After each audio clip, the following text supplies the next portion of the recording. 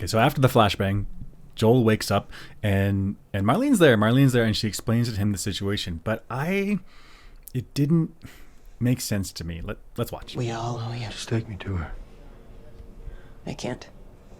She's being prepped for surgery. What surgery?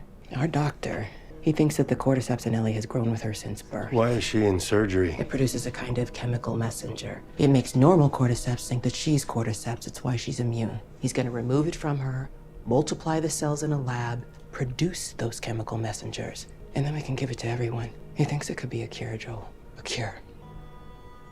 Cordyceps grows inside the brain. It does. So I'm not a biologist, so I'm not a medical person, and the cordyceps infection is not real. I mean, we're watching a show. But it seems to me like you would do the least invasive procedures first. So, like, they've been there for a day, and the doctor's like, it's in the brain, let's cut her open. Like, whoa, whoa, whoa, whoa, whoa. This is your only case of someone that has an immunity of some variety. You gotta preserve her life as long as possible. The first step is like hair clippings and fingernails and then spit swab and then blood tests, like things that you can do without hurting her. So I didn't understand why would the doctor go after something so dangerous just right off the bat? Do you agree with me that Joel was justified? Justified in doing what? Rescuing Ellie. So we're getting incompetence markers left and right. Right. They're not doing biopsies. They're not taking it slow. They're going to go ahead and kill Ellie, their only sample. That's right. In a sense, before we need to take their time. I'm getting incompetence markers here and there. What if they're going to kill your only person who can give you the cure because of their incompetence? That's right. And there is no clear winner between Firefly and Fredra. Like, neither one claims better abilities in medicine and or science and or organization even. Shoot. I see what you're saying. So we've got, well, not only, so you got one doctor. You don't have these like huge supply chains of competence with, people cross-checking each other and cross-checking and a whole institution, and it's hard to do medical research. This guy could be a quack.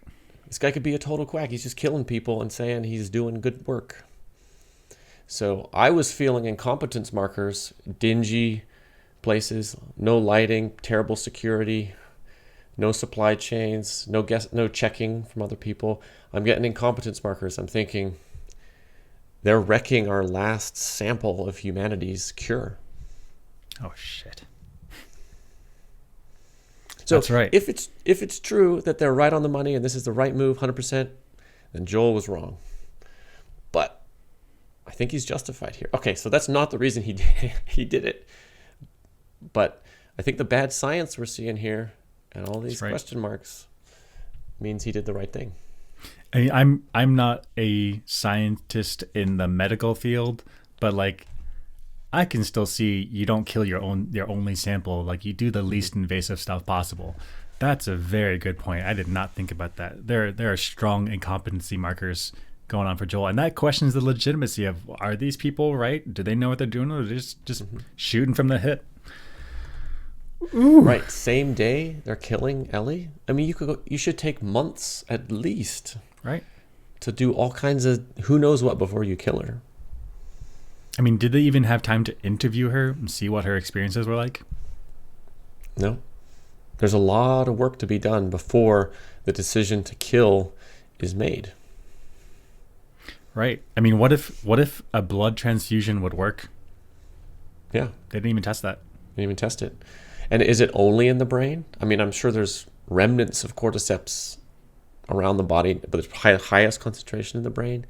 Maybe it would be better if you could sample in a non-lethal way. I mean, actually, yeah, I see exactly what you're saying. So it's similar. I imagine it's similar to how the immune system works, where there's some type of chemistry on every individual cell that identifies your organs as your organs. And there is a little bit of wiggle room, and that's how we can have organ transplants.